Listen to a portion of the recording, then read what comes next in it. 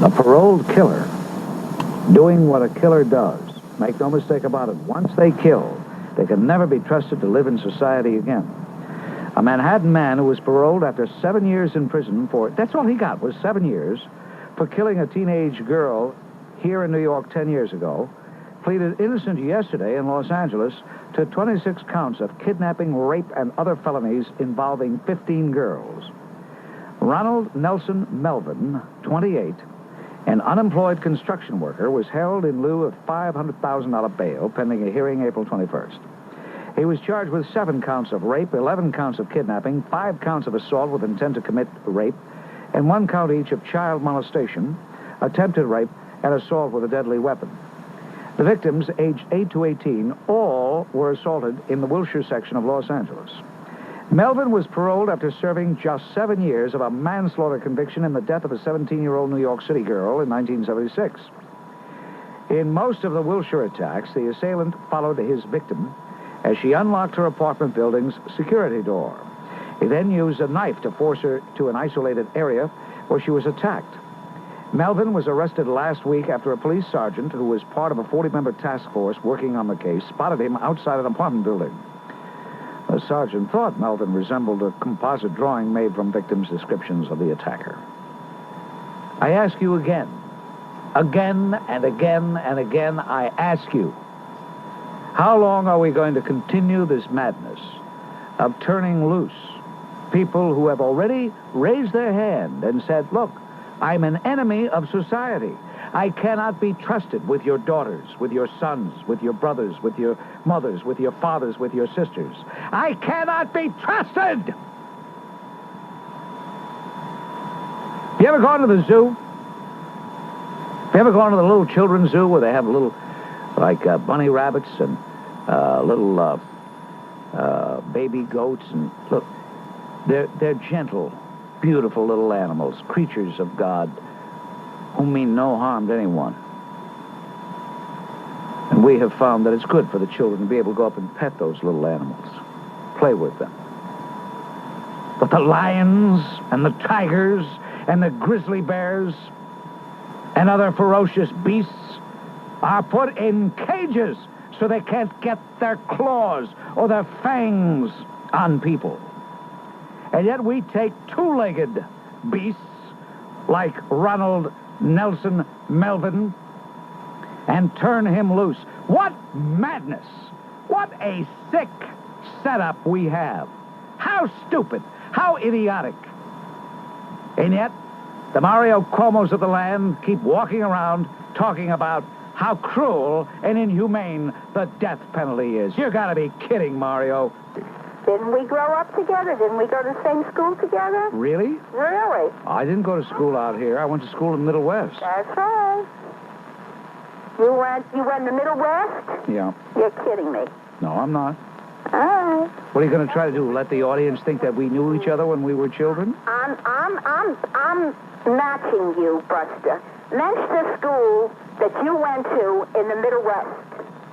Go ahead. Okay. Which one do you want, the college or the high school? The high school. Steinmetz High School.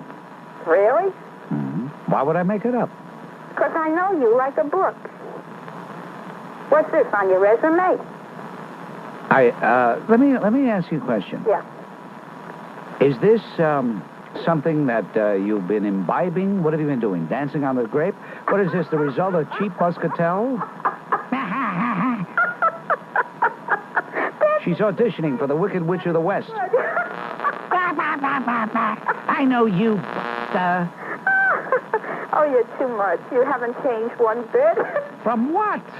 From high school. What is this game? You're too much. Hey, Bob, I gotta hang up. I don't want to take up your tape.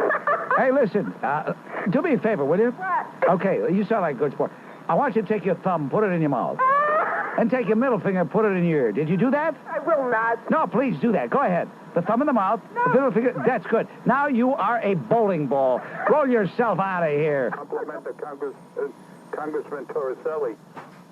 The one you just talked to, the Congressman? Yes. About the contra aid? Yes. To stop funding them. I agree with him wholeheartedly. And also with you, Mr. Grant, about saying that we can deal with the Sandinista government in other ways. Why must we resort to fund the contras? When what you mentioned before to the congressman was that we can deal with the Sandinistas in different ways with Ortega. He's an understanding man, and we probably can get around a peaceful way. Who's an understanding man? Huh? Who is an understanding man? Well, Ortega can... Ortega's not an understanding man at all. Ortega's a no-good communist skunk who wants to promulgate the Kremlin in this hemisphere. What the heck are you talking about? No, well, What kind of uninformed individual are you? There's nothing reasonable about Ortega at all. But what did the congressman tell you? He told you... I don't care what the congressman told me. I'm not speaking for the congressman. I'm speaking for myself. And I'm telling you that Daniel Ortega is an enemy of the United States. Daniel Ortega is an enemy of his own people.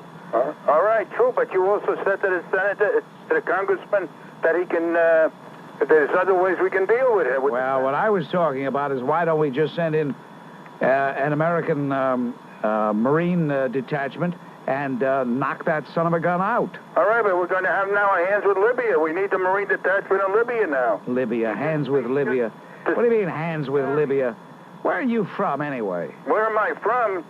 Why do you repeat what I've asked you? Yes, where are you from? Why, I'm from America, from the United States. Well, why don't you start reading some newspapers, magazines, listening to the radio, watch some television news, and get informed? Yeah, but The only intelligent thing you do is listen to this broadcast. No. And apparently that's not enough. The only thing is we already funded the Contra once before. What do you mean you funded the Contras once before? We gave them some measly aid, which wasn't enough. We didn't give them any military aid. You haven't showed no will to overthrow it.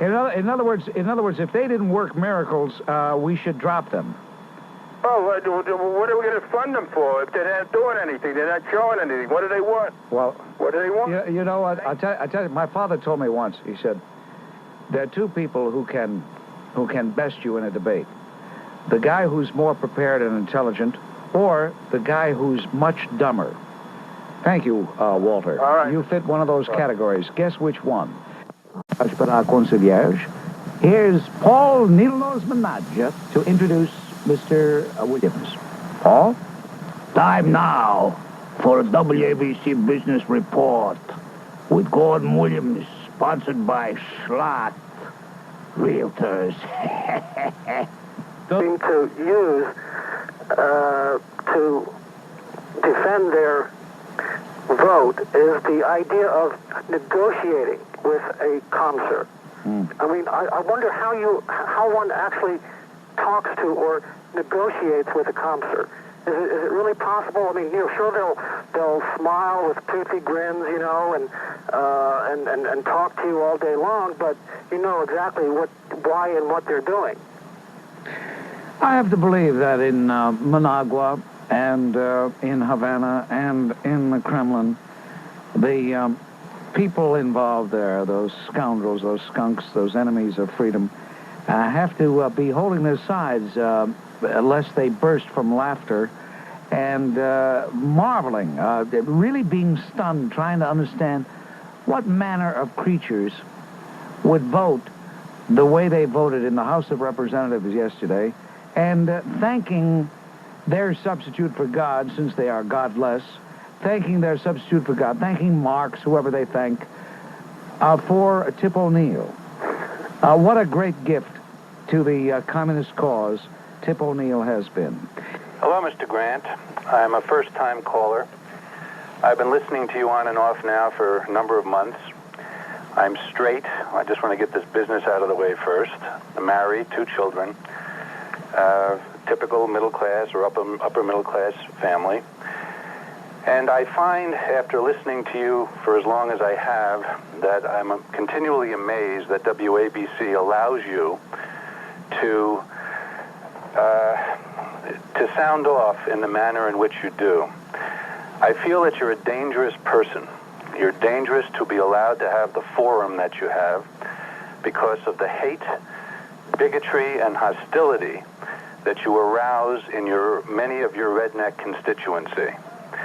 And I know that many people who call get a yelling and a shouting from you, and then a slam down of the receiver, which has become kind of a trademark of yours. But taking the gay right issue, are you there, Mr. Grant?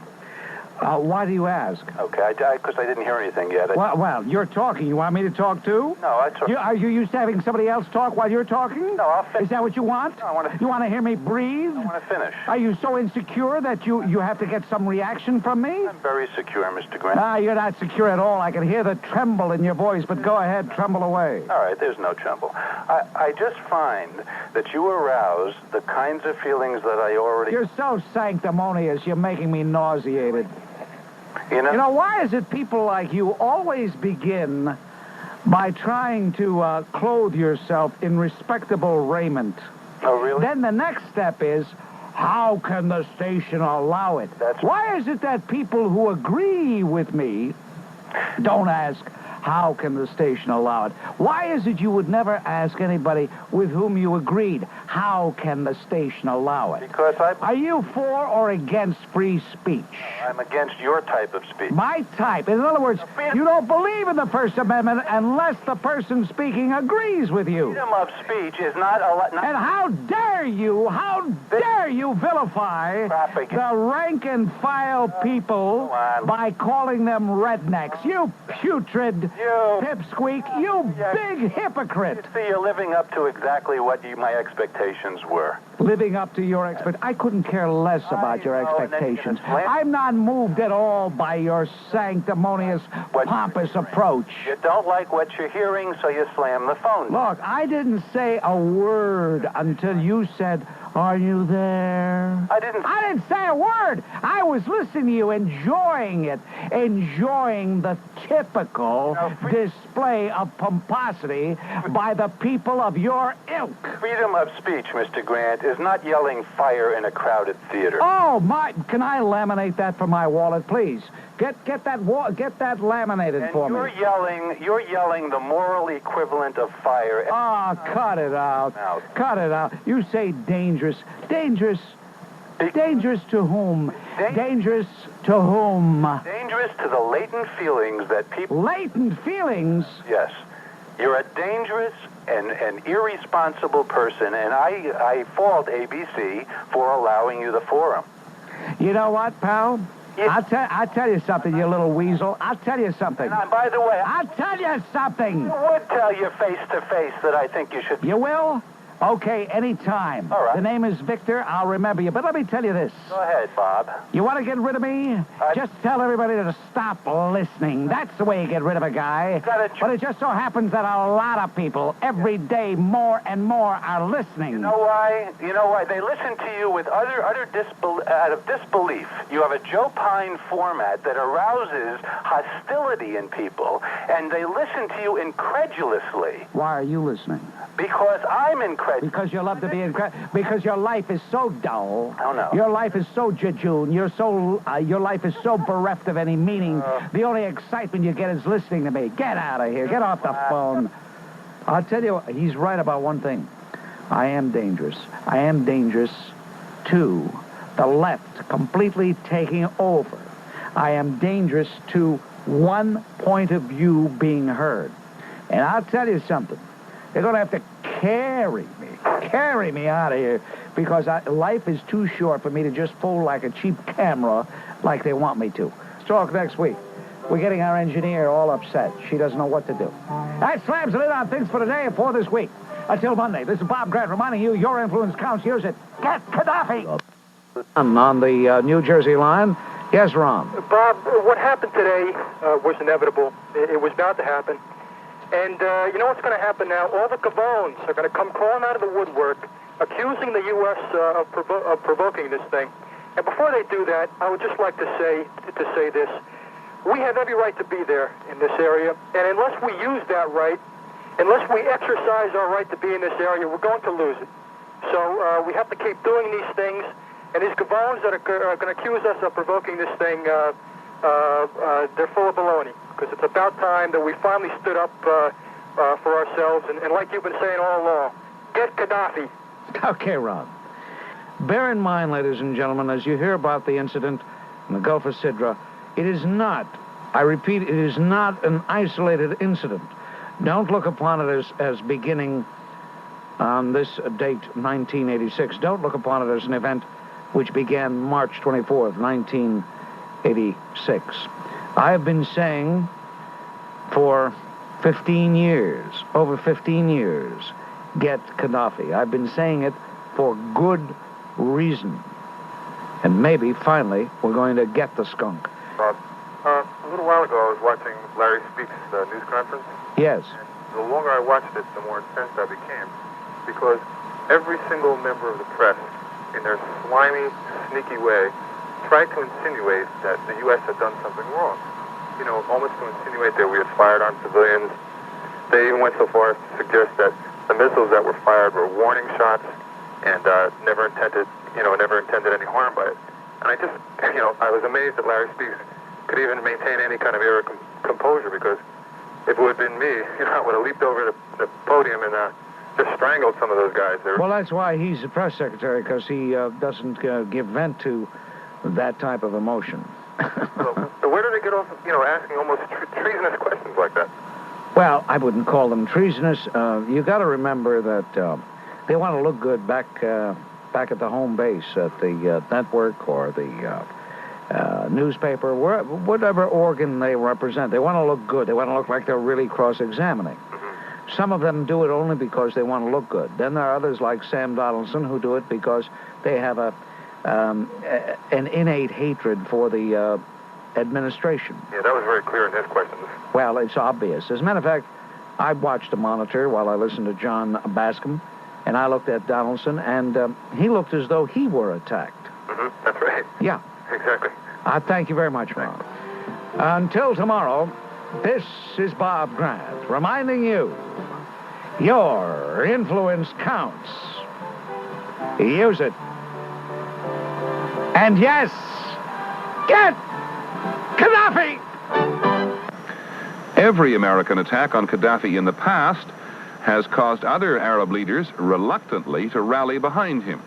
Will this attack be any different? And American allies have been reluctant even to impose economic sanctions on Gaddafi. Are they likely to welcome the latest development? They are, we think, troubling questions, and we may find the answers prove to be even more troubling. For the ABC Information Network, I'm Peter Jennings.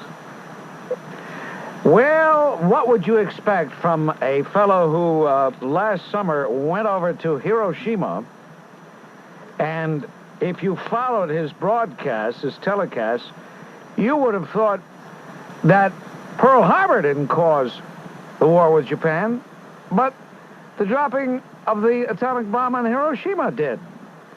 That's it. Blame America first, and for heaven's sake, don't ever act in your own enlightened self-interest. By we setting up cameras. Hey, Hinckley wants to get out of the hospital there. Why don't we give him a gun and send him to Libya? Right. We'll get rid of... And tell him that Gaddafi just shacked up with Jodie Foster. Right. We see. Yeah, you conservatives are a bunch of jingoistic morons. You hate Gaddafi and you hate Khomeini because they won't kowtow to you. I'd like to see you go one-on-one with Gaddafi. You wouldn't last a minute. Do you like Gaddafi? I happen to think he has a right to do what he did, okay? What did he do? Tim. What did he do that you think he has a right? To defend himself. I see. And his country. I see. And you like Khomeini, too. That's right. Now, I'll tell you what your problem is, Linda. You're a no-good racist skunk. You call me once a week with this same... And there she reverted to type with the inevitable four-letter word. The inevitable four-letter word without the prefix mother in front of it. Calls once a week with her violent diatribe. Linda, who is a racist of absolutely untrammeled persuasion, hates America so much that any enemy of America is a hero to her. Yes, Mr. Grant, you're not going to like this, but that lady Linda that called, She's no lady. Well, let me put it this way. I mean, Gaddafi and Khomeini, what are they to us, to this country? We got a guy 90 miles away from the United States that causes us nothing but grief every day. Mr. Castro sits there and laughs at us and laughs at this country. And what do? We vote for $100 million while we know that the scourge is in Cuba. And what do we do about Cuba? We do nothing. We go after Gaddafi. We go after Gaddafi on his line of death. In Israel, they got a line that extends into another country for 50 and 60 miles, and they say that they need that buffer zone. It isn't their land. It's Lebanon. And they have a line. You know, Phil, I suspect you have a very empty life, and no, really, I suspect you have a very empty life, and I think you drink. I'm beginning to think that you drink, although you hold it pretty well. You don't slur your words. You call virtually every day. You're always outraged in a most strange way. Hello, Phil. He hung up. Yeah, why is it when you start telling somebody the truth, they hang up? I wanted to tell him I heard him on the George Rush Jr. program the other night driving home. And I'd like to sue Phil because I almost drove off the road. I was laughing so much with his ridiculous dissertation about some idiotic fight that he saw. But guys like Phil, they have empty lives, and if they didn't make contact with a talk show personality, who would they talk to? Mumbling to himself. No, he's swearing at the radio. He's saying, "Tu sei proprio no puzzolendo." Yes. Oh, yeah. I disagree with you. I disagree on... By the way, where are you from, Peter? That doesn't matter. Oh, but it does. I'll tell you why it matters. As we've got a couple of 100,000 people, maybe even 1 million people if we're lucky, listening, and they have a right to know where you are from in view of the fact that you're speaking in a most anti-American way. Even before I see what I wish to see, you say I'm anti-American. Oh, without a doubt it's anti-American. Well, first of all, let me say I think Linda is great. And well, that stamps you as anti-American, anti-white, anti-just about everything. Where are you from, by the way? Bob, now, Bob, I'm sure you can, make a better argument than that. Why don't you let me state, By the way, Jamaica's lovely this time of the year. Yeah, but, just let... You're from the islands and you're ashamed of it, is that it? Bob, listen, I know you're sick, but... You know, I have to laugh at people like you. You tear this country down every time you get a chance, and yet nobody forced you to come here. Bob, what are you afraid of? You're not going to tell me that John Hawkins put you in chains in 1619 and took you here, are you? Of course not. You came here willingly. You got off a plane at JFK and vanished into the crowd and pretended like you were a citizen. And they haven't caught up with you yet. Okay, can we put your sickness aside now? You know, I wouldn't waste my time listening to somebody I thought was sick.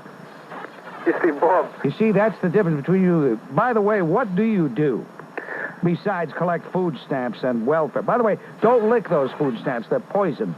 You might be surprised, Bob. I probably make more money than you. You might be surprised. What'd you do? Put wires in your jaw? What do you have? Your jaw's wired? I don't understand that accent. I don't understand it. A while ago, you used a phrase, analysis of the psyche. And that only means that you're seeking help, and I think that's good for you. Now, Bob, to carry on with the conversation.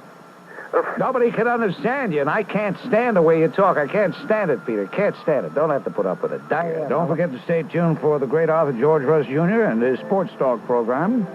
And then the Inevitables play the Kansas City Royals. You'll hear every play and every unthrill with Philip Rajot, probably plugging up. Let's hear all the things he's going to plug tonight. Joe's Pizza part of that. Anyway, until tomorrow, this is Bob Grant reminding you your influence counts. Use it. Get Gaddafi. 7 WABC, hello. Hello? Yes, Mr. Hart? Yes, hello. I can honestly say that I know what you... Oh, this guy. The things you said, I know it's true. I have read it. This guy knows it's true. You found that out in the Caribbean, Peter? Oh, please, can I just... You don't want to be praised by this guy who has a track record of being one of the most virulent anti-Semites to call this broadcast. Can I go ahead and... Yeah, I just wanted Mr. Hart to know who he's dealing with. Well, I'm sure he could judge for himself. But what I'm saying is I want to... No, he might be overcome by the flattery. No, I'm not in danger of being overcome by flattery. I've said I wasn't flattered by Yasser Arafat. I think I won't be flattered by anybody else. Anyway, my question is, for those of us who probably won't be able to get your work at a bookstore, how do we go about subscribing to it or for it? Well, I don't want to take advantage of a free plug. You can't get his book with food stamps, so that lets you out, Peter. Bob Grant, I make more money than you. Really? I wouldn't be surprised, because I understand, what does a kilo cost these days? Well, that's... Get off the phone, you anti-American swine. Hurry. The Soviet? No. I'm not Soviet. You're from where? I was born in Ecuador. Ecuador? Yes, sir. I'm living in New Jersey. I see. But Did you come in with a few kilos or sans kilos? When are you going back to Ecuador, you anti-Semitic little creep? Wait. You little creep, would you get off the phone? To bring the kilos, you gotta be in the mafia with Italians. That slams lid on things for today. Until tomorrow, this is Bob Grant, reminding you your influence counts. Use it. Get that Ecuadorian! And there was an article, a commentary about Tip O'Neill and the Maryknolls, and the fact that he's been very involved for many years with the Maryknolls, and he listens to them assiduously, especially when it comes to Nicaragua. And the article pointed out about how there are Maryknolls sitting on the Nicaraguan Sandinista Council, and how on earth does he listen to them? He says, well, they're women of the cloth. I believe them. You know, I believe they... He believes them because he chooses to believe them. If he doesn't know that the Maryknoll order is dedicated to a Marxist philosophy, then the man should not get his pension because he's been serving under false pretenses. I can't conceive a man of O'Neill's experience to be that naive. Well, maybe if he'd lose about 150 to 200 pounds, maybe all that fat around his brain, talk about the original fathead. Okay, side of the great New York Post. And I hope Murdoch can hold on to that paper, because if we lose him, then we have nothing in terms of a print media we can be proud of. Outside of the New York Post, they all supported Intro 2. The Times, in its own sanctimonious, holier-than-thou, we know more than anybody manner. The Newsday, in its typical, hey, we learned how to be good liberals approach. And the Daily News, in its, we want to make everybody happy. We don't want anybody mad at us. We're a paper for all the people. And whew, are we glad they called off that black boycott? Oh, that's the Daily News. Right. I mean, I think the editor that they sent in from the Chicago Tribune, they say he has calluses on his kneecaps now because he walks around on his knees. Isn't it too bad that the gavones, and you know who you are, you know if you're a cabone or not, are getting so carried away, they're actually demanding gas guzzlers. They're actually going into automobile showrooms, and the guy says, hey, what about this car right here? And the automobile salesman says, well, what about it? What does you get for gas mile? What do you get a mile? Well, 18 city, 28 highway. No, I want one that gets only about 8 or 9. The Gavones really think that the lower gasoline prices are here to stay. They are not. Matter of fact, there will be an embargo probably by the end of the year, because Yamani and the rest of those Arab gangsters know that all they have to do is deprive you a little bit, and you'll pay anything to get it back. Thing is that if we don't want, it doesn't take a Russian or a Cuban or an East German to come over and promote communists. It's an idea that all of a sudden it can come upon you without having to have anybody come over to see. In other words, the guy's... The point I'm trying... Daniel Ortega's sound asleep. It's the middle of the night. Suddenly he sits up and he says, Eureka! I have a great idea. I'll call it Marxism. No, it's more like a groundswell of somebody seeing an opportunity where there's so many poor people, and if all of a sudden you offer them saying that, look, you're way down in the gutter, and I'm going to bring you up to street level, and I'll bring the rich people down with you, it sounds... Did you read a tract somewhere, or did you have a great uncle who was a wobbly, or...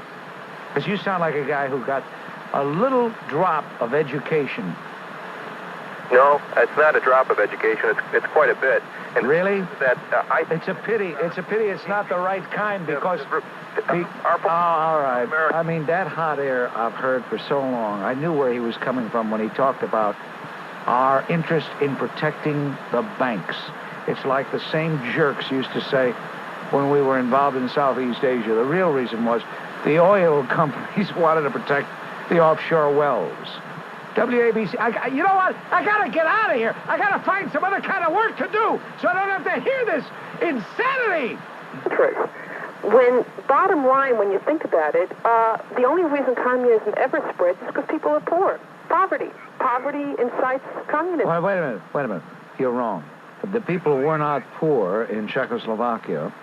The people were not poor in Hungary. The people were not poor in many of those East Bloc countries. Okay. They weren't poor, but they weren't happy, okay? Wait a minute. You seem to think... You know what?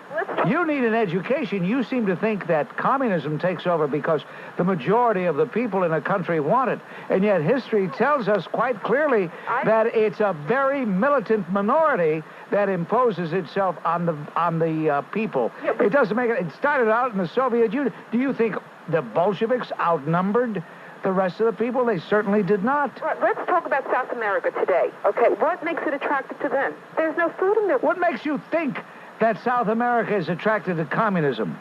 What makes me think? Why else have it?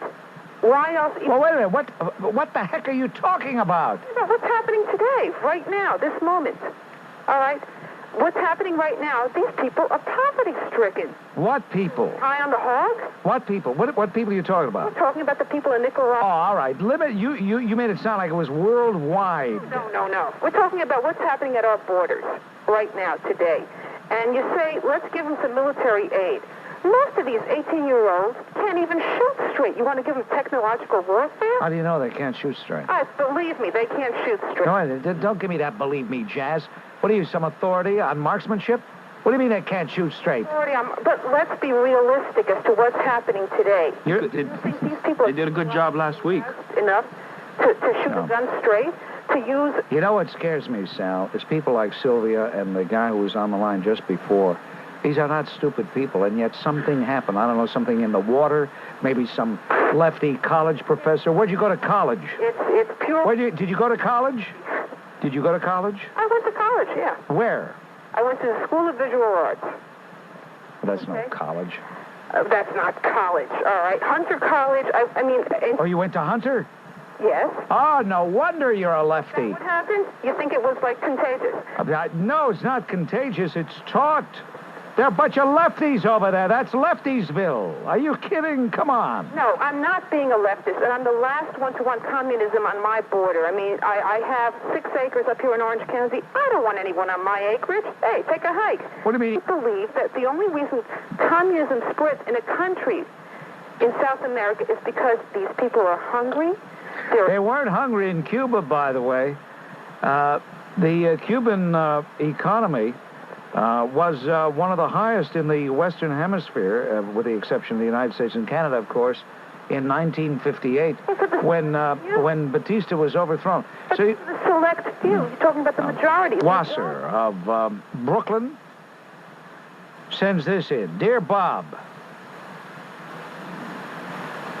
E.I. Koch is seldom invited to weddings of normal people these days. They're afraid that instead of kissing the bride, he'll kiss the groom. With Carol Bellamy, it's the opposite. P.S. This is one you can't read on the air. Oh. Okay. Now she tells me I can't read it on the air.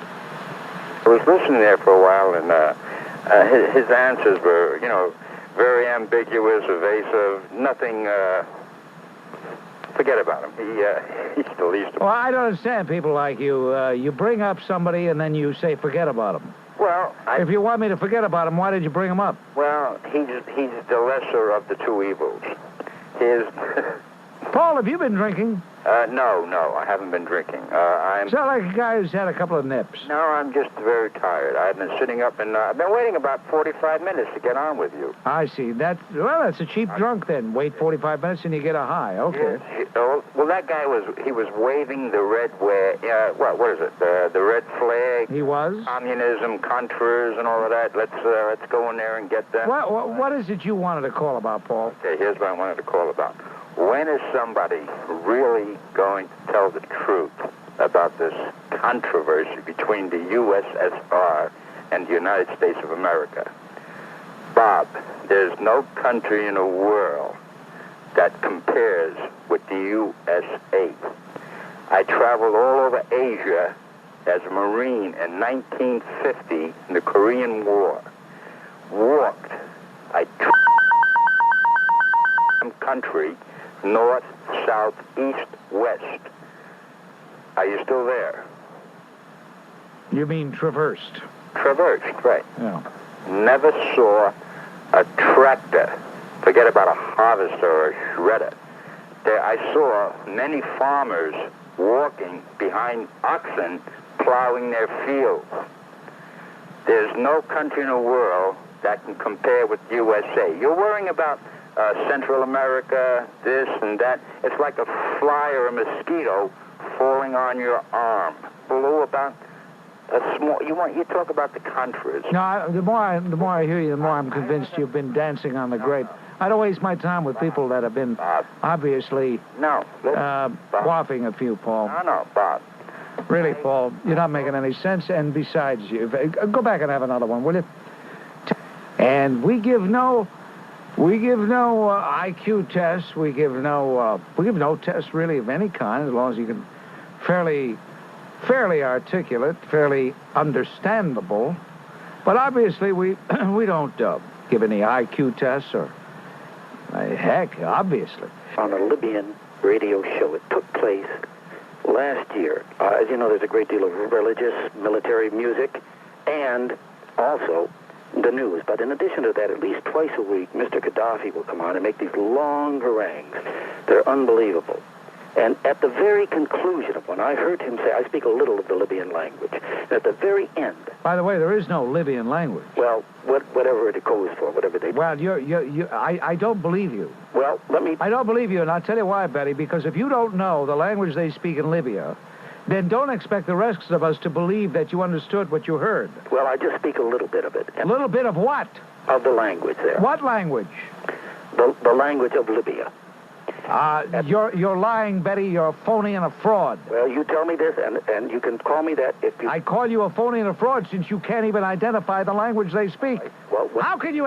Listen, Betty, how dare you insult our intelligence? How could anybody expect to believe you when you say, I speak the language, and I say, well, what language do they speak? And you say, well, whatever they speak.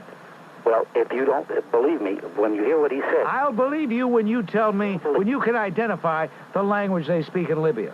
Okay. Let me just tell you what... No. 3 words. You identify, tell me the language they speak first. Libyan. There is no Libyan language. Okay. Anyways, what he did say at the... By the way, since you speak Libyan, can you say hello in Libyan? Well, let me tell you what he said, and I'll say everything you want me to. At the very end of his speech, Mr. Gaddafi said, and I quote, and it's going to shock you, as you shocked me before. He said... I don't understand this, broad. He said, get Bob Grant! Oh, now I believe you. By the way, Betty... I speak Lebanese, by the way. By the way, the language of Libya. Are you ready, Betty? The next time you want to pull a fast one? Yeah. It's Arabic. Arabic? Yes. Okay? I have learned something. Thank you, Betty. I appreciate it. Bye-bye. Oh, dear me. Hello, cornball. Somehow or other, there seems to be something not right about the issue of suing somebody who was really trying to help you. That's the hardest part of all. I mean, just stop and think about it. Analyze it. This skunk down in Philadelphia, this no-goodnik, this witch, she goes down there, and she says she's having tumors. So the hospital tries to find the problem with this woman, tries to help her. They inject a dye, which is standard procedure for a CAT scan doctor. She says the dye took away her psychic powers. Well, most anything could have taken them away. But what psychic powers? That's the point. She said she was able to read auras, conduct seances, tell someone's past and someone's future, and the dye destroyed it. Now, you would think that case wouldn't even get to court. You would think that no jurisdiction would allow such an idiotic suit. Incidentally, WABC Talk Radio Time, and I tell you, I'm beside myself with these awards, these idiotic awards. I want to strangle everybody, every juror. Can you imagine a gavone sitting in a jury box and awarding this idiotic award? I gotta get out of here. Is Pitcairn Island still out there in the New Hebrides? Until tomorrow, this is Bob Grant reminding you your influence counts. Use it. Yeah, get him. You know who? Cuomo and Koch. Okay. It seems amazing that nothing seems to stick to these guys.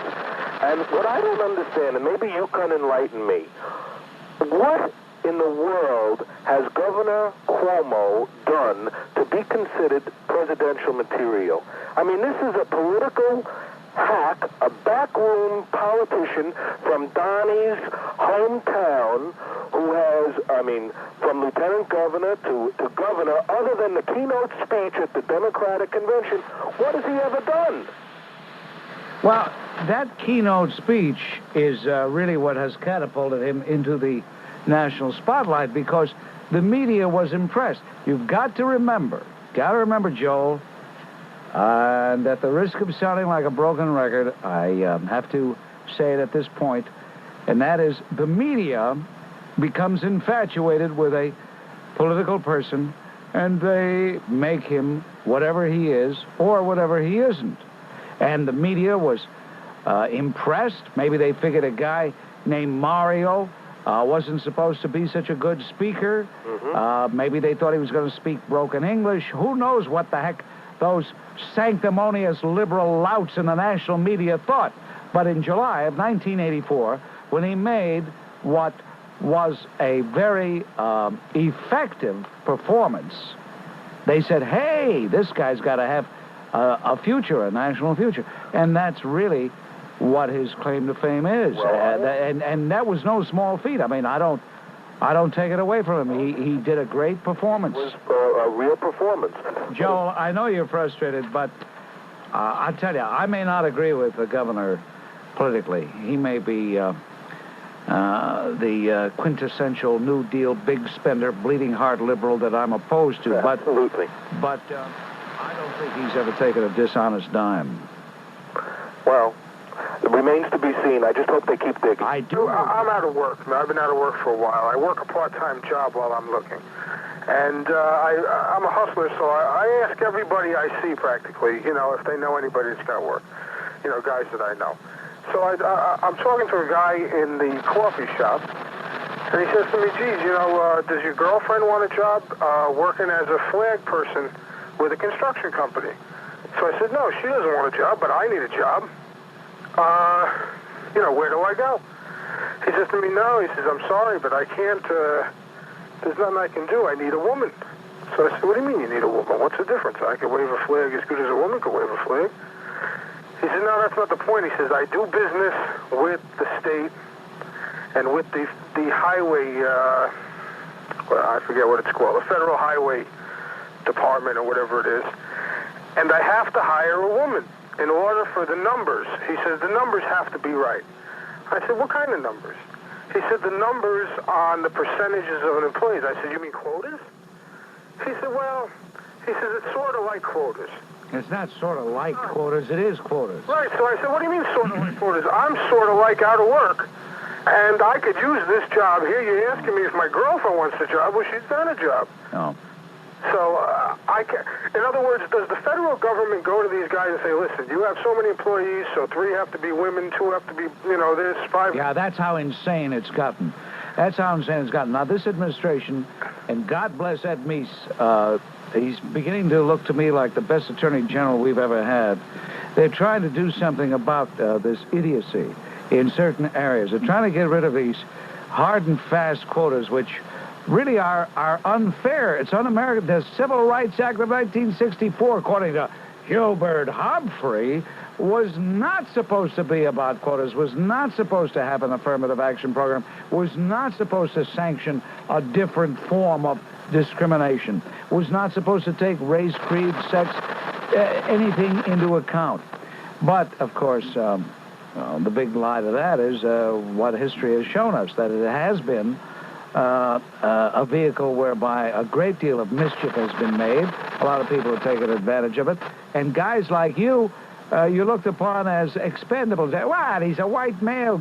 Well, who the heck is he? Like Louisville, then. What's that? Don't tell the people in Louisville. Yeah. I figured Louisville would have to win. You know why? All the experts were picking Duke. You ready? Jim Valvano, he says, I have to go with Duke. I asked you is one of my opening remarks included this idiotic performance by the vice president, and I'll tell you this: after his going over there to Riyadh to talk to Sheikh Yamani and to tell the Saudis that they've got to stop the price of oil from. I have determined that this man will never be president because that was an idiotic stunt he pulled. He ought to be ashamed of himself. He looked like a jerk doing it. And uphold with the Vice President of the United States of America. I can't. Well, he'll never be president if I have anything to say about it. After that idiotic mission and that stupid speech, I can't believe it. A lot of sense, Tom. You're really saying a lot. That reminds me that Nobby Berry, remember him? Mm-hmm. He has been reported, let's hope it's true, he has been reported shot in a mysterious circumstance. Shot apparently in Beirut. And if that's true, I think we ought to throw a party. Let's hope it was fatal. No, let's hope it's not fatal. Let's hope it turned him into a vegetable. Because what I'd like to do is bring him here to this country and have everybody every American who mourned the death of Robert Dean Stephen be able to tell him off. You know who Nobby Berry is? Yeah. But there's I was appalled when David Hartman said to this thug, Mr. Berry, is there anything you'd like to say to the American people? Can you imagine that? Can you imagine? 77 WABC, let's say hello to, Mo, hello. Yeah, hi. The biggest news item of the week. This is Mo, folks. Listen closely. You won't believe what you hear. Yeah, Mo. Mo, do you have your 38 strapped, or what is it? P-37 Magnum? What are you carrying now? No, I don't carry it. I carry it. It's mostly in my car. It's mostly in your car. Where is it now? It's in my bag. I got a bag here. You got a bag? Okay. I prefer the winter months when I could hide it under my clothes, but in the summer it's feasible to carry it in a bag. And that gun, incidentally, saved me 3 times from savages on 3 different occasions, and I didn't even have to shoot it. In other words, when those guys in Washington Heights are walking around drinking out of a bag, you're walking around with a bag, but you're not drinking. That's right. Okay. Bob? Why do these guys drink stuff out of a brown bag? I want to know that. Yeah, go ahead, Mo. Bob, yeah. I'm a victim of this city administration. Oh, I know you are. You're a victim every time you turn around. City administration. But the question is... The question is, do we have a jail big enough to hold all the skunks, all the crooks that are involved in this great Eddie Koch administration. Yeah, I wish you would have somebody from the Taxi Commission on as your guest, Bob. That would be... Now, they won't come on with me. And besides, they're all under indictment. None of them can talk. Robert, how are you? What's on your mind, Sal, besides the state of my health? Well, actually, I wasn't really concerned with the state of your... Well, why do you say, how are you then? I'll tell you why, because you're stalling.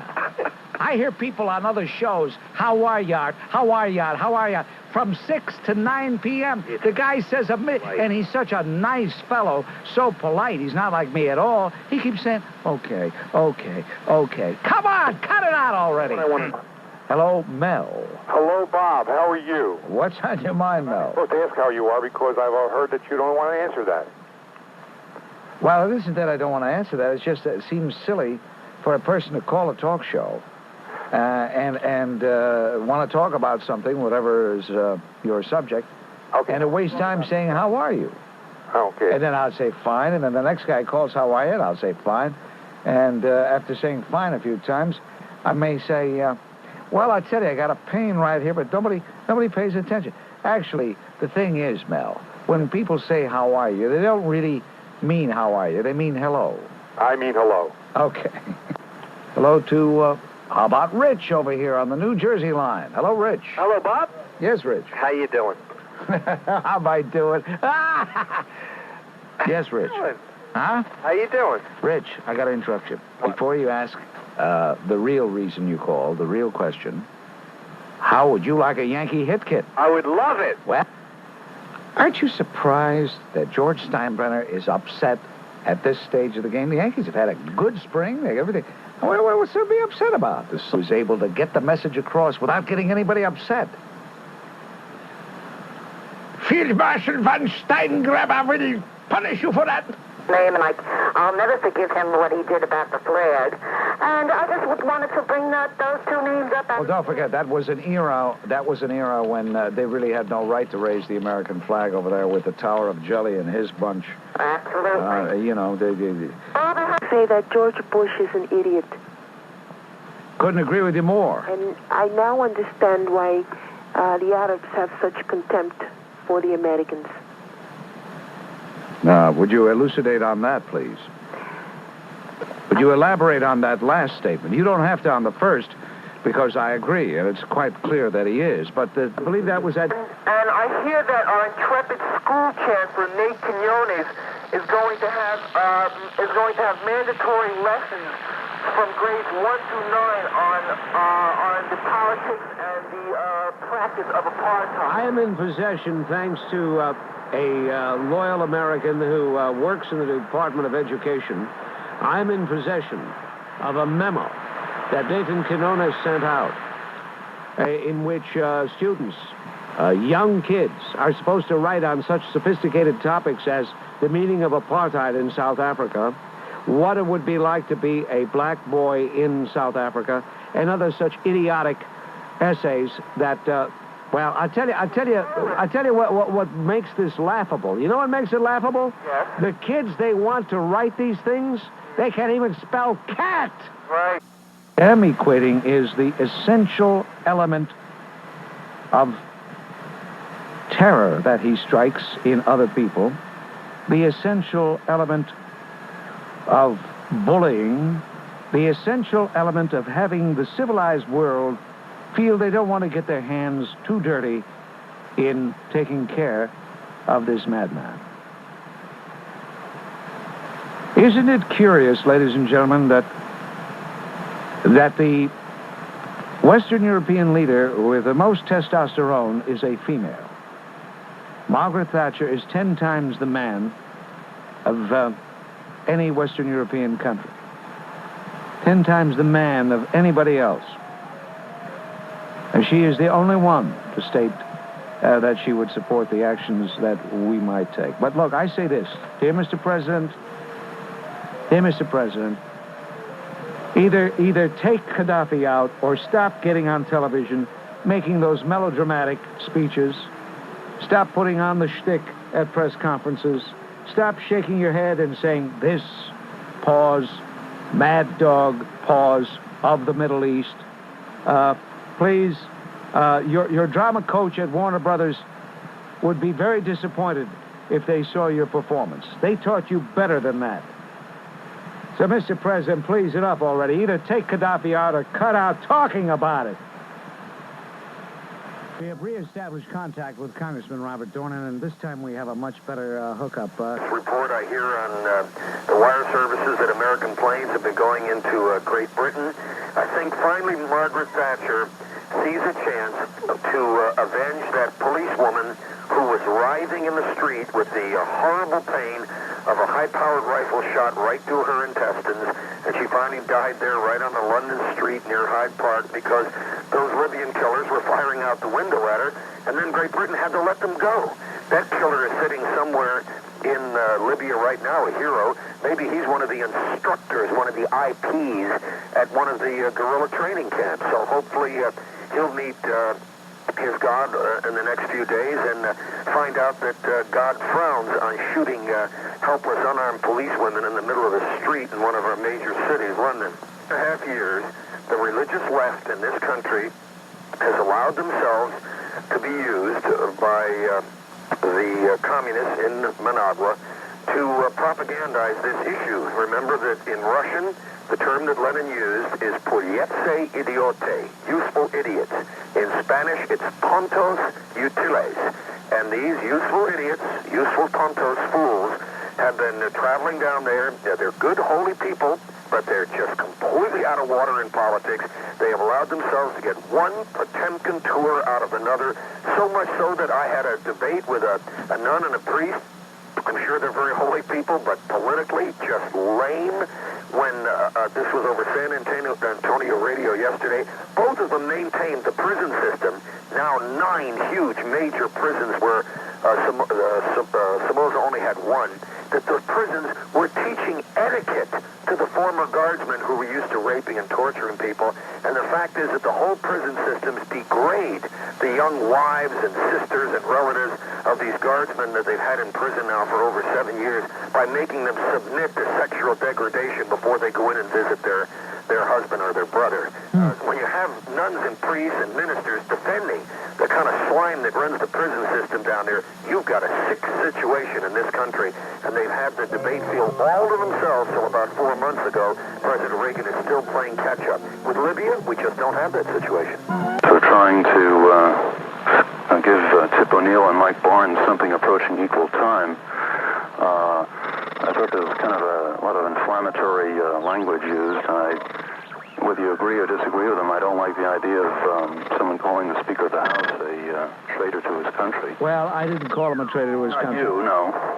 But there was something about an act of treason, and you seem to agree with it.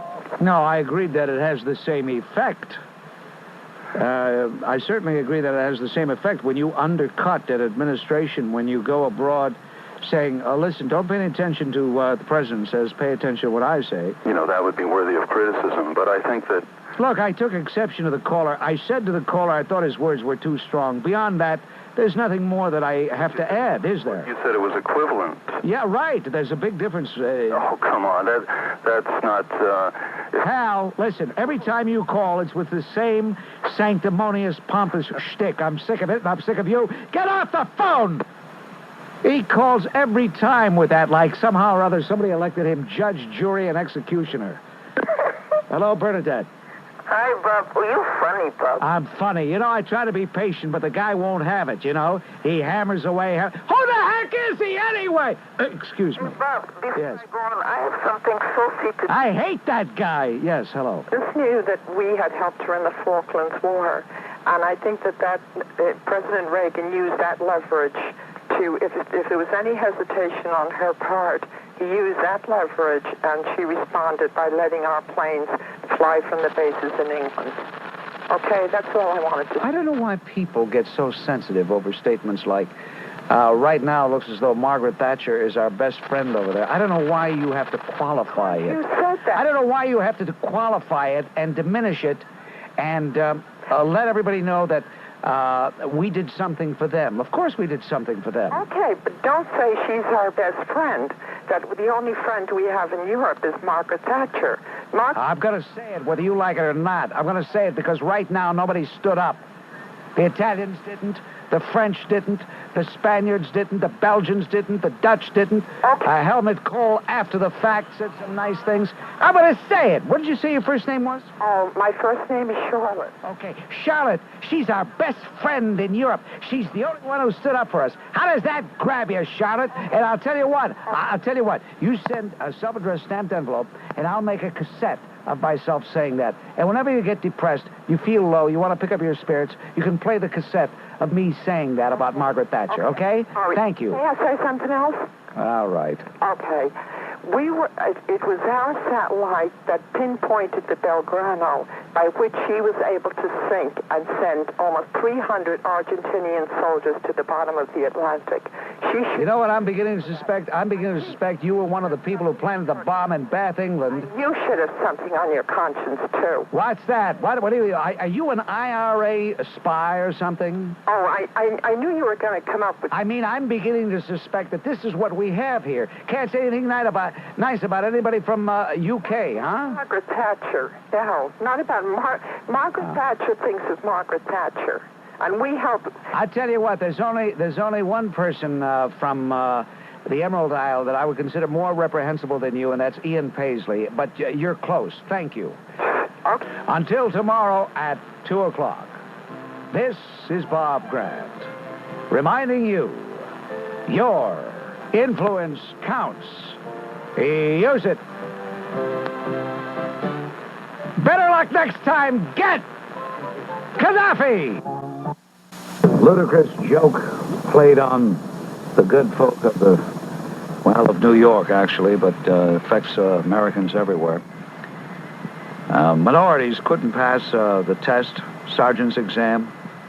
So somebody said, well, the test was racially motivated. Let's turn this into a really fair test that everybody could pass. So they took $600,000 of taxpayers' money. They hired some consultant, some firm that's supposed to devise tests that are totally devoid of anything prejudicial. They gave the test again, and in the same percentage, the minorities flunked. They were dropping like flies is what they were doing. And then finally, the commissioner said, well, heck, the tests don't mean anything anyway. We'll just give guys, if they're dark-complected enough, we'll give them sergeant stripes, that's all. So everybody made sure they stayed in the sun. Remember? Well, I got to tell you, it's going to happen with school teachers. I know, it sounds far-fetched, but it's going to happen with school teachers. Minorities have been failing teacher tests in the state of New York at a higher rate than whites. And guess what? Instead of saying, hey, you guys, study a little harder, or go out and get a brain transplant, Angelo Gonzalez, executive director of Aspira of New York, a Hispanic youth and education group, says a number of these examinations are either irrelevant or offer no real level of measuring the skills of teachers. Why, you putrid punk. So that's the way you cop out, huh? They can't pass the test, so you say, it's the test's fault, not mine. That's why we're in deep trouble. That's why we're going to be on the way down and out as a nation. And former Governor Robb, God bless him, former Governor Robb of Virginia, did you see what he said over the weekend? Well, it's about time. And if you don't know what he said over the weekend, I guarantee you, you keep listening to the Bob Grant Show and you'll hear it. As a matter of fact, if you don't listen to me, you won't hear it anywhere else. Because this is a couillon-less society. Very proud of what the president did as far as the raid over Libya. But one thing that really bothering me, since it happened, is the fact that the way certain people are calling up and they're knocking France.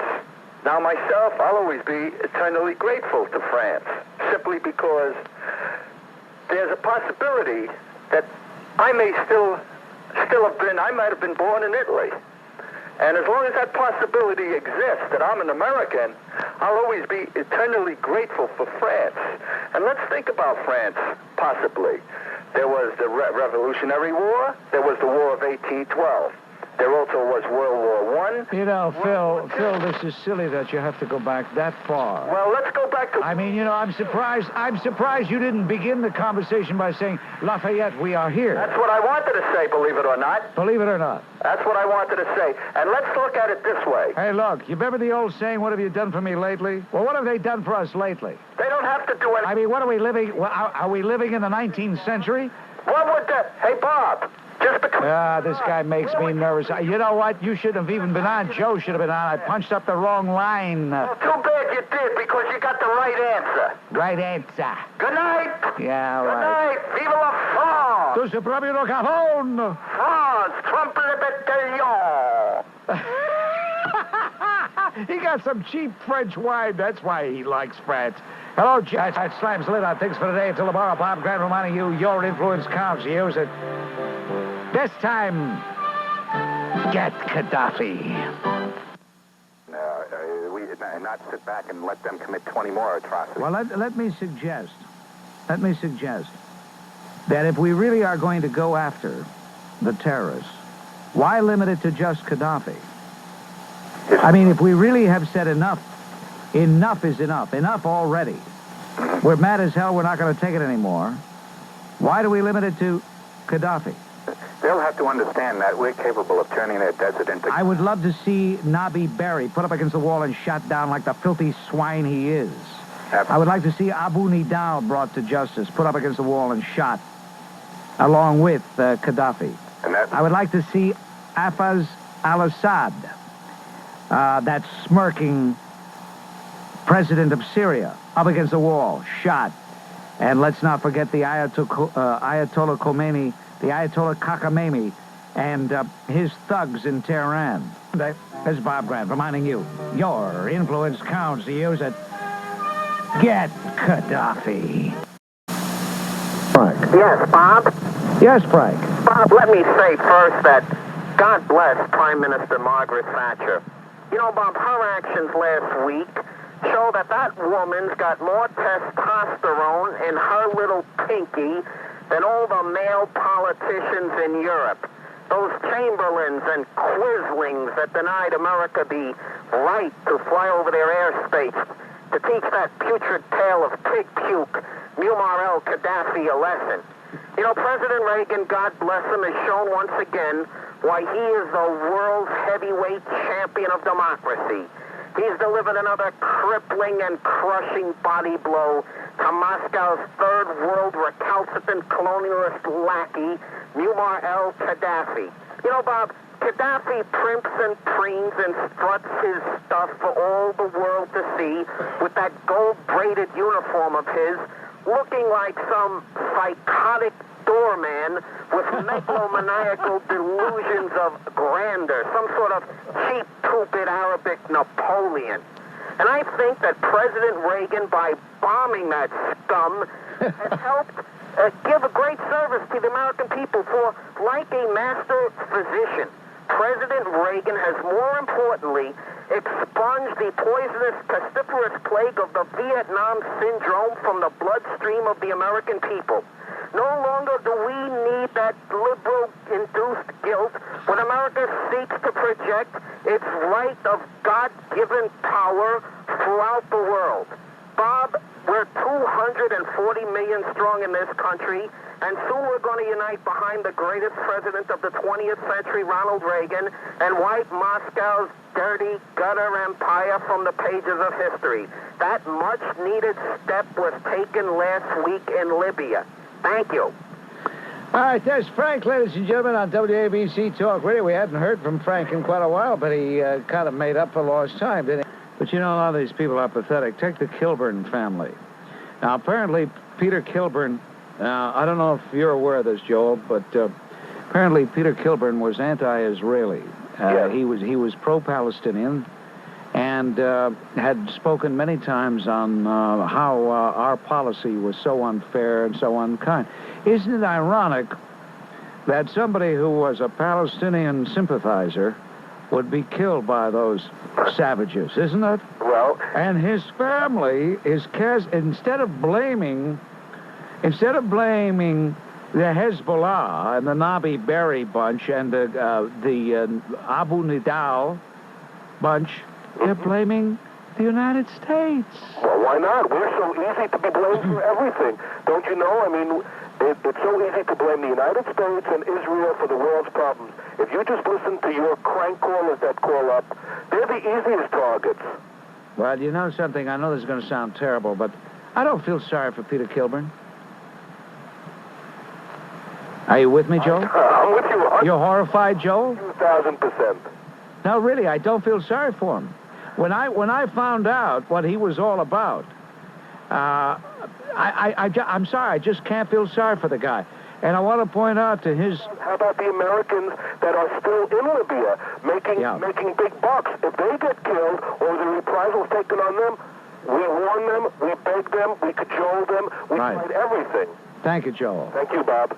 Article today about Justice Brennan celebrating his 80th birthday. Isn't that a shame? Too bad he didn't croak 20 years ago. Right. But I think, although I find no fault with what you've said, I think even more importantly, why is it that Jimmy Carter didn't express the same sense of fatherly outrage when Natasha Simpson was murdered in the Rome airport on December 27th? No class. Listen, nobody ever accused Jimmy Carter of having any class. When you stop and consider the family he's come from, what do you expect? You know, the fruit doesn't fall far from the tree. Ms. Lillian was not exactly playing with a full deck. His sister, the late Ruth Stapleton, not exactly playing with a full deck. And who here is going to say that Billy was playing with a full deck? Right. But one thing about Billy, he'll never have to pay the $210,000 he got from Gaddafi. Never have to pay that back. Do you suppose that might be the reason Jimmy Carter said what he said? Our things for today. Until about this, Bob Grant reminding you, your influence counts. Yeah. Get him. Extraction, is he? Well, I would imagine, it's really not important, but with his name, I would imagine he's of Anglo-Saxon background. No. Well, that's ambiguous. That's like... Well, I would probably... Turner is... Okay, Turner, not that it's important, but Turner is an English name. Oh, he's English. I didn't say that. Oh. Why is it important what his background is? Well, I have a good answer, that's why. If I know his background, I can give you the answer. There's a lot of Anglo-Saxons, they have the name of Williams, they're Scotch, they're Welsh, they're Irish. You can't make them out, see? The Irish, their language is Gaelic. The Scotch, their language is... Yeah, all right, what's this got to do with the bigotry? What has it got to do with the... That fools you. I beg your pardon? So when they have anglicized names, and they fool you, you don't know their extraction. Thank you very much. Excuse me. Thank you for nothing. Wait, but just a minute. Thank you for nothing! You're saying nothing! All right. Very much, Mr. Ambassador. Not at all. West German ambassador to the United States, Gunther Vanwell, and you heard the ambassador avoid answering with a direct answer the question, does he believe the Soviets? Obviously, he doesn't believe them. Obviously, he knows they're lying, but obviously, being a diplomat, he can't call a liar a liar. But I'm not a diplomat, so I can. Once again, the Soviets have proven they're a bunch of no-good liars. You know, another radio station, which I used to work for, very nice radio station, very nice people, they were kind enough to send over fan mail that some gavones have written to me, Bob Grant, care of over to that station which I left a year and a half ago.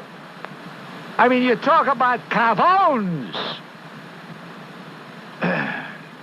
And the irony is the little ratings that station has are because people think I'm still there. You hear on Talk Radio 77 WABC. Earlier, we had an interview.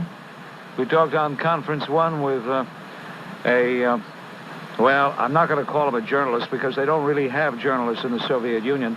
A stooge who writes for TASS and is the representative for TASS here in New York. So maybe he's listening to this right now. If you're listening, you're a stooge. I saw a few weeks ago Jesse Jackson on the Phil Donahue show. By the way, did Donahue do the interview on his knees?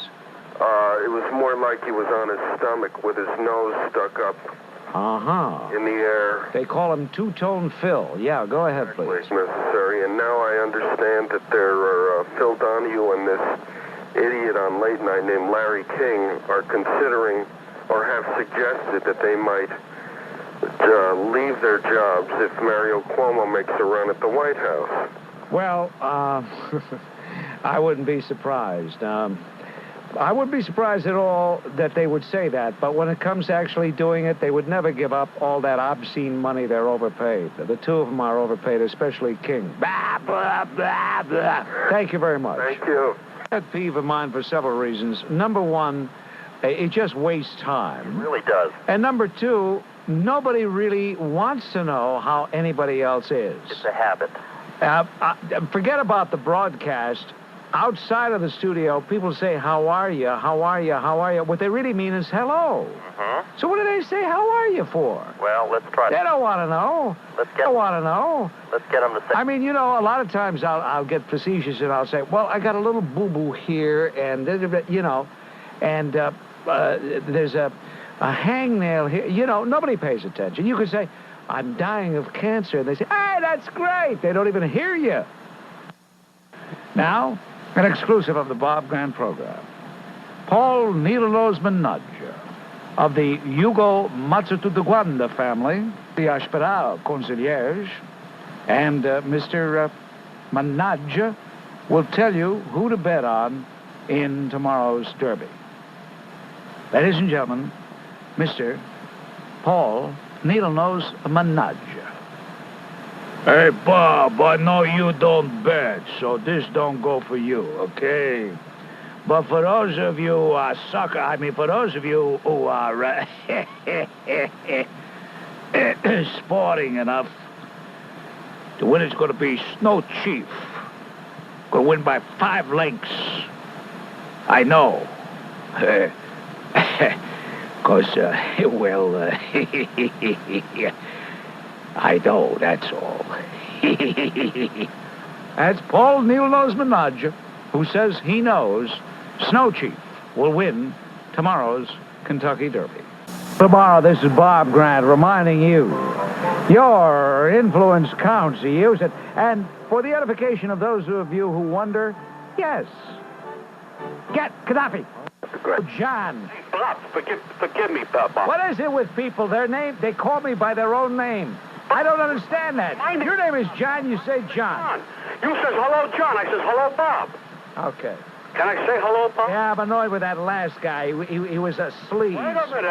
I think I might be the same thing. I don't know. I have no idea. Yeah, you don't sound as sleazy. You don't have that. Wait a minute. You don't have that pusillanimous arrogance.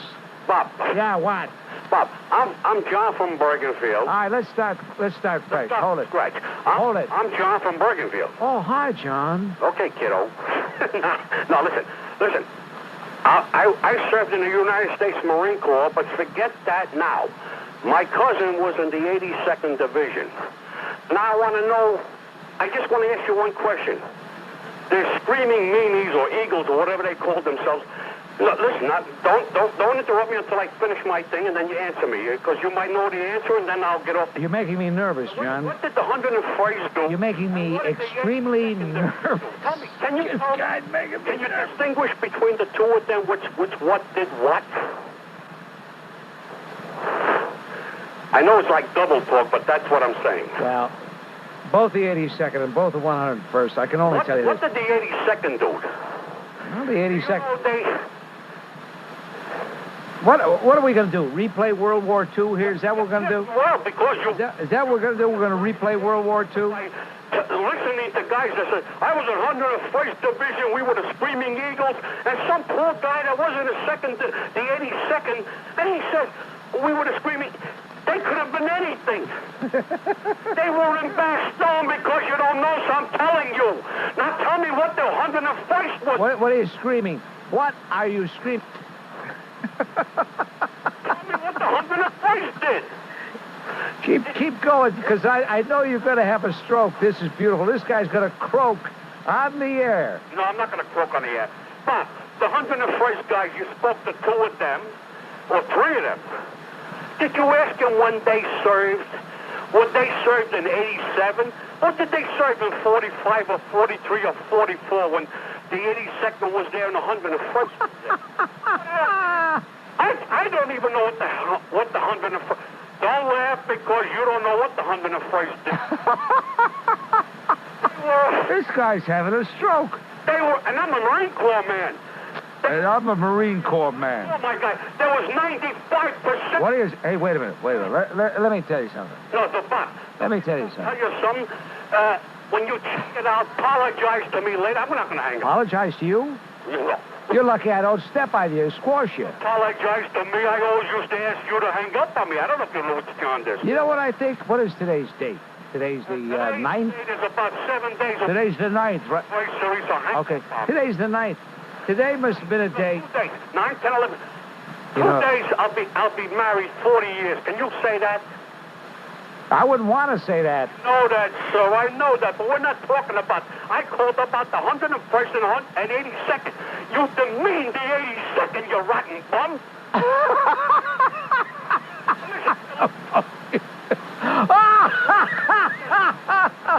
101st? Hey, would you do me a favor, John? Where do you live, John? No. John, hold it. John, take it easy. Relax. Where do you live, John? In Bakersfield, I told you that. Yeah, okay. But how soon can you make it You come here. to the corner of 6th Avenue and 54th? Listen to what I'm saying. Wait a minute, John. How soon can you meet me on the corner of 6th Avenue and 54th Street? You want to punch my nose down? No, I don't want to do that. I want to get it back out of your throat because somebody's already beat me to it. Well, Jimmy, I'll never lie to you. Carter is just being Jimmy Carter. That's all. He was a pipsqueak when he was running for president. He was a pipsqueak while he was president, and he's still a pipsqueak. He'll always be a pipsqueak. And there's no big deal. No, he's promoting the paperback version of his book, The Blood of Abraham, which is supposed to be his solution for peace in the Middle East. Actually, what he's done is recapitulated the Camp David Accords and told about his prescription for peace in the Middle East. And that book was in hardcover last year. Now it's out in paperback. And because it's out in paperback, he wants to promote his book. And like all authors hawking their book, they appear on all the talk shows. So he was interviewed, and he was asked about the Libyan situation, and he said that we had made Gaddafi a big hero in the Middle East, in the Arab world, and that we Americans were prisoners within our own borders. The only thing he gave President Reagan any support for was he agrees that we should sell $354 million worth of war material to the Saudi Arabians. Let's see what else. Oh, yes. The big thing about the big controversy is not what he said, but what he didn't say. He was never asked by the fawning liberals who interviewed him. He was never asked, what about your brother Billy? Right. Do you suppose, Mr. President, that your brother Billy's getting the $210,000 from Gaddafi has influenced your views at all? But you just said... What, are you worried about me? Are you worried that I'll have an effect? You worried that I'll hurt his presidential ambitions? No, it's only that I feel that there should be a fairness of... You yourself said that you criticize him. You just got through saying. I criticize him. Yes, I do. I plead guilty. I criticize the governor in the United States of America. A broadcaster criticizes the governor. Mr. Grant... Why don't they come to my house and drag me off, put me in Attica, keep me quiet? How dare you criticize the governor? No, but tell me why in specific... Well, you told me. You said I criticize his stand on the death penalty. And what else? I don't like the... Well, first of all, the guy is a bleeding heart liberal, so right off the bat, I could never support him politically, could I? What's wrong with a bleeding heart? Well, I'll tell you what's wrong with a bleeding heart. A bleeding heart caters to the worst element of our society and punishes the people who make society tick, punishes the taxpayer, punishes the businessman, punishes the working man, is only interested in the welfare recipient, only interested in the tax eaters rather than the taxpayers. Maybe you're a welfare recipient. Maybe that's why you like him. I've never been on welfare, but I feel sorry for those who are on welfare. Well, God bless you for feeling sorry. That's good. Make a novena. Yes, Bob? Yes, Frank. You know, Bob, I'm in awe and wonder of those heroic and magnificent sons of the high veld of the Republic of South Africa who've flown across the border to deal a staggering blow to those terrorist pest holes and infestations that are supplied by their colonialist slave overlords in Moscow. You know, Bob, there are those who have some absurd and pathetic half-baked fantasy that the Afrikaner is going to one day be pushed into the sea. But I think, my friend, that you, as a student of history, and I don't mean to be sycophantic when I say brilliant one at that, knows from the history of these heroic people that during the Second Boer War, which is actually the Second Afrikaner War of Independence, they held down a British force that was 10 times the size of the Afrikaners. That the only reason they were beaten is because their women and children were put into concentration camps. You know, the reason that the Afrikaner is so fearful is because one only needs to look across his border. Look at Rhodesia, and to me it'll always be Rhodesia, where interscene tribal warfare under Robert Mugabe has committed ruthless slaughter of the Nedabelli tribes of Matabele land. Wherever the paternalistic hand of European colonialism was withdrawn, immediately, Bob Grant, there was savagery and brutality under the guise of the new phony philosophy of Marxist-Leninism. I don't think for a minute, Bob Grant, that one could even say that this country is anywhere near as brutal as those who would like to depict it, because there is a political pluralism in there where there were objections to that raid. And I think, you know, Bob, there are those idiots out there who are calling for a violent revolution in that country. Well, who is going to do the majority of dying in a violent revolution in South Africa? The majority of people that are going to be killed are blacks. I think that those who call for this violent revolution are very brave when it comes to the life of those people. But I agree with President Reagan's policy of constructive engagement. And by the way, why is it these liberals who say when it comes to leftist insurgents, we shouldn't be the world's policemen, but when it comes to anti-communist governments, suddenly they want to stick their nose into every nook and cranny? Thank you. All right, Frank. Okay, I want response to what Frank said. He said a lot, and his view is not popularly expressed, but I can tell you, privately, it's expressed by a lot of people who maintain a phony public posture. From our How Does This Grab You file, How Does This Grab You? Milford, New Jersey. A man who tried to hold up an Ansonia jewelry store owner at gunpoint last year. Hold on to your heart. Those of you driving automobiles, turn your radio off. I don't want you to hear this. You're going to drive off the road. All right. Now that's just you and me. Listen to this. A man who tried to hold up an Ansonia jewelry store owner at gunpoint last year is suing the store owner for shooting him. According to papers filed in Milford Superior Court, Samuel Valette is seeking $750,000 damage from Joseph Simone, owner of Simone's Gold and Diamond Exchange. Valette, a Derby resident, claims Simone used excessive force when he shot him in the abdomen as Valette fled the scene of the attempted robbery. Who's this guy's attorney? James Ramseur, Barry Allen, Darrell Cavey, Troy Canty, Sound familiar? Slams the lid on things for today. Until tomorrow, this is Bob Grant reminding you your influence counts. Use it. Get Ayatollah cockamamie. Is this that Mr. John Gaddy sits in jail. And he deserves to sit in jail. What's that? He deserves it. Okay. What do you want to defend? You want to defend somebody like that? My last question to you is this. You're getting to be a gavone, Last Phil. question, Mr. Grant. Yeah. Who do you think is worse?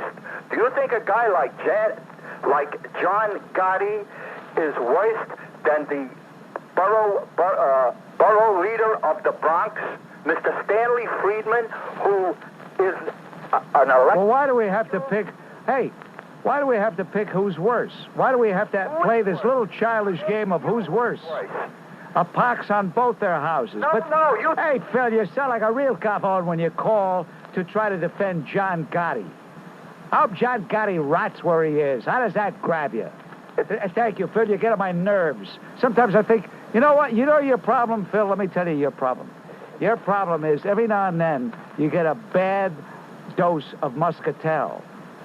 Do you really believe that? Yeah, I do. I believe... I'm a total abstainer. Yeah, baloney. Baloney. All right, then it's the high blood pressure pills you're taking. You're taking something that's frying your brains. My name is Russo, and your name is... I don't know what all this is going to do here. Between you and I. Tu sei proprio no capone. You understand that? Did you get that? Did you get that? Tutti i mazzi esistono in tutto il mondo. In tutti i mazzi Oh, boy, oh, boy, oh, boy. Until tomorrow, this is Bob Grant reminding you your influence counts. Use it. Get the cajones! It's forced busing. It's forced entirely. You know what? I'm disappointed that the citizens of Yonkers, whom I've always had a great deal of respect for, I'm disappointed in the citizens of Yonkers. It looks as though they're folding like cheap cameras. Who the heck elected Leonard Sand? Who is Leonard Sand to turn that community inside out and upside down? Why are the people acquiescing so gently? Fight this insane, arbitrary obsession of Leonard Sand, who really should be removed from the bench. Outside of her, I haven't heard anybody say peep. They cringe, they fold when somebody like Leonard Sand, who was never elected to anything, but is a Jimmy Carter appointment. I know. Is he appointed for life? I'm afraid so. Oh, no. But the man, I know Leonard Sand, and the man is about as far to the left as you can go without falling down. As a matter of fact, sometimes he does, but people help him back up again. I'm just sick and tired of this whole thing. I'm sick and tired of people like Judge Sand who have a perverted, warped outlook on society, and I'm fed up with the cheap cameras who are folding all over the place. Enemies have turned their country into a model of Soviet, antiquated, third world toilet of a country. That's a good analogy. You know, and not once have they ruled out the possibility that the Vietnamese aggressors are using poison gas, that the Vietnamese aggressors are slaughtering innocent refugees from Laos and Cambodia. It's obvious, Bob Grant, where the loyalty of these characters lie.